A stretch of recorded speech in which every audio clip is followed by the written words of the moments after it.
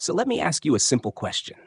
If a man in a white lab coat tells you something, are you more likely to believe him than if your Uncle Bob told you the same thing over barbecue ribs? Be honest. Uncle Bob might be a conspiracy nut with barbecue sauce on his chin, but if Dr. Labcoat says the exact same words while holding a clipboard, your brain suddenly sits up straight like it's in a courtroom. That's the authority trap, the sneaky little glitch in our brains that confuses credentials, costumes, or even confidence with actual truth. We humans love authority. It makes life easier. Instead of spending hours researching whether a claim makes sense, we outsource the heavy lifting to whoever looks the most official. That guy has a stethoscope? Must know medicine. That person wears a suit? Must know business. That woman has a TED Talk clicker in her hand? Clearly a genius. We're suckers for the costume, not the content. Psychologists have been laughing, okay, maybe crying, about this for decades. One of the most famous experiments was Stanley Milgram's study in the 1960s. You've probably heard of it. People were told by a scientist in a white coat to shock another participant with increasingly painful jolts of electricity. Spoiler alert, there weren't real shocks, but the volunteers didn't know that. And here's the disturbing part. 2/3 of participants kept pressing the shock button even when they thought they were frying another human being, just because the man in the lab coat calmly said, "Please continue." That's the authority trap at work. We obey because someone looks official, even if every moral instinct is screaming, "Stop, you monster!" Now, you might say, well, that was the 1960s. People were more gullible back then. Really? You sure? Because have you been on YouTube lately? Every other doctor selling miracle gummies has a white coat, slick studio lighting, and an accent that makes you think, wow, that sounds educated. Never mind that the guy's degree might be in Mail-In University of Alternative Mushroom Healing. Your brain doesn't check the credentials. It just sees the outfit, hears the tone, and goes, ah yes, clearly an authority. The authority trap isn't just about clothes. It's also about titles. Slap PhD or expert onto a name, and suddenly their words carry the weight of 10 elephants. Even if their PhD is in medieval poetry, people will nod solemnly when they comment on climate change. And we're not immune, because authority cues bypass our logical brain and hit our shortcut brain. Expert equals must know more than me is an easy formula. It saves energy. But sometimes it saves energy at the cost of your common sense. Think about advertisements. Toothpaste commercials always have that 4 out of 5 dentists recommend line. You've never met those dentists. You don't know if they even exist. But the moment a smiling man in a lab coat holds up a shiny tooth, you're already halfway to buying. Or the airline safety video where the captain in uniform says, "Your safety is our priority." Do you believe it? Probably. Does he actually control the fact that your seat cushion is the size of a cracker? Not really. But hey, authority sells comfort. Here's the kicker. Authority doesn't even have to be real to work. Fake authority works just as well. Ever notice how scammers always call pretending to be from the IRS or the police? They don't say, "Hi, I'm Steve from my basement." They say, "This is Officer Johnson, and you owe money." The authority label instantly makes people panic and obey. That's why grandmas hand over their credit card info faster than you can say, "phishing scam." And confidence. Don't even get me started on confidence. Someone can be completely wrong, but if they deliver their nonsense with a steady voice and unwavering eye contact, most people will believe them. There's research on this too. Confident speakers are rated as more credible, even if their actual content is garbage. Your Uncle Bob might mumble when he tells you the sky is falling, but if Dr. Labcoat booms it into a microphone, suddenly it feels like gospel. So why do we fall for it? Blame evolution. Back in the days of hunting mammoths, trusting the leader probably saved lives. If one caveman looked decisive and yelled "run" when a saber-toothed tiger showed up, the tribe survived by following without question. The ones who paused to ask for peer-reviewed evidence, well, let's just say they became tiger snacks. Our brains are wired to respect authority signals as survival shortcuts. Problem is, in the modern world, the tigers are gone, but the shortcuts remain. And that shortcut is everywhere.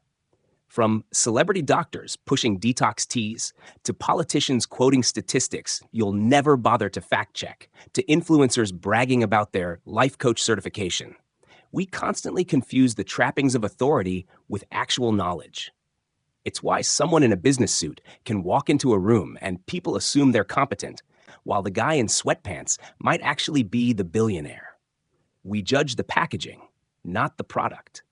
Which brings us back to the real danger. If authority can override your judgment in trivial matters like toothpaste, what about when the stakes are higher? What about medicine, justice, politics, or war? If a person in uniform or a polished suit can convince you to accept something without question, where does that leave your critical thinking? And more importantly, what happens when the authority figure is wrong, or worse, lying?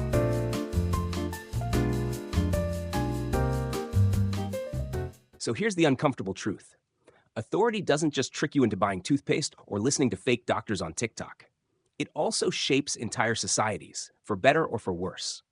And spoiler alert, often for worse. Take politics.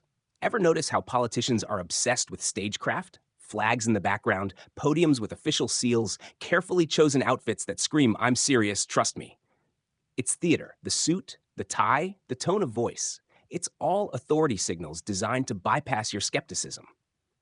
Never mind that the person speaking might have the critical thinking skills of a drunk raccoon. Your brain sees the uniform of authority and nods along like a bobblehead. The authority trap is why dictators throughout history love uniforms and medals.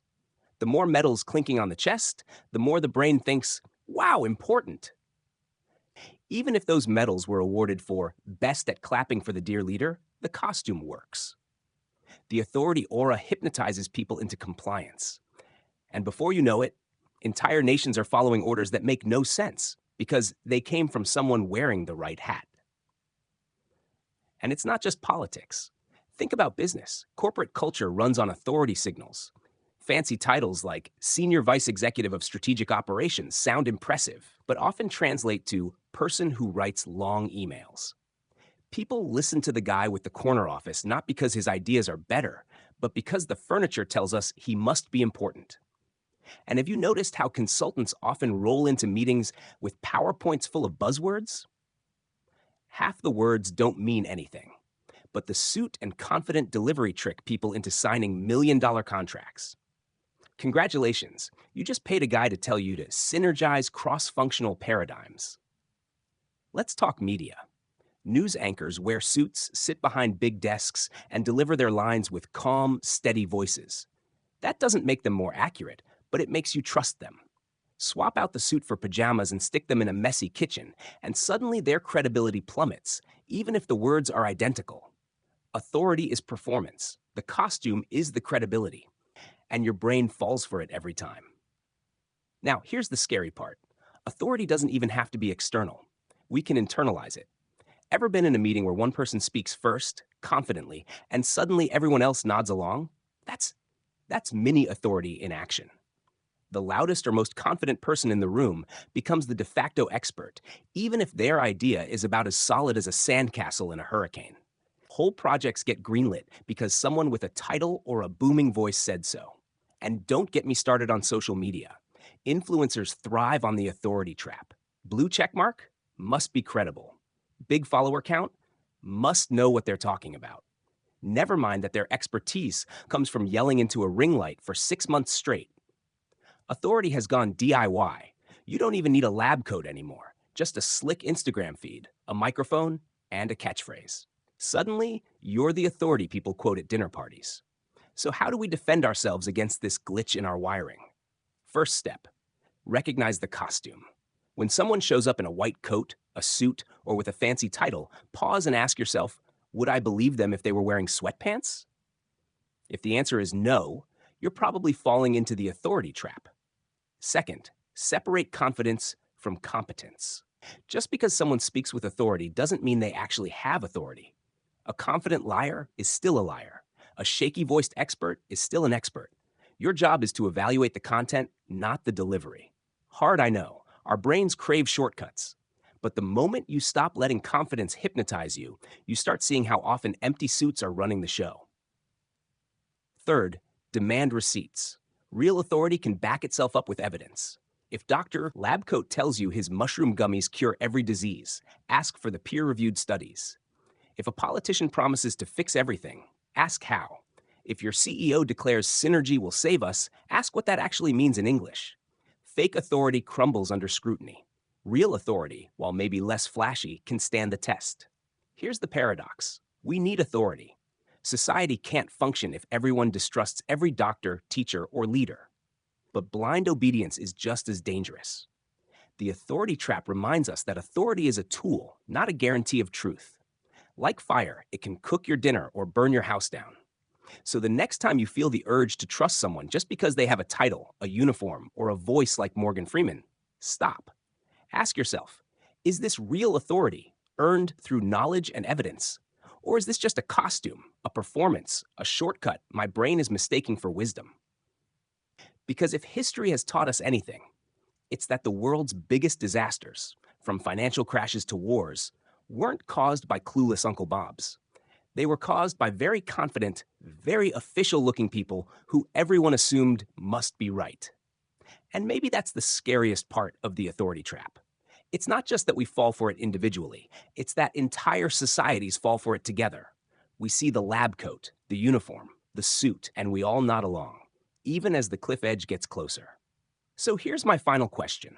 When the next expert tells you what to think, will you pause and question it? Or will you keep marching behind the guy with the fanciest hat?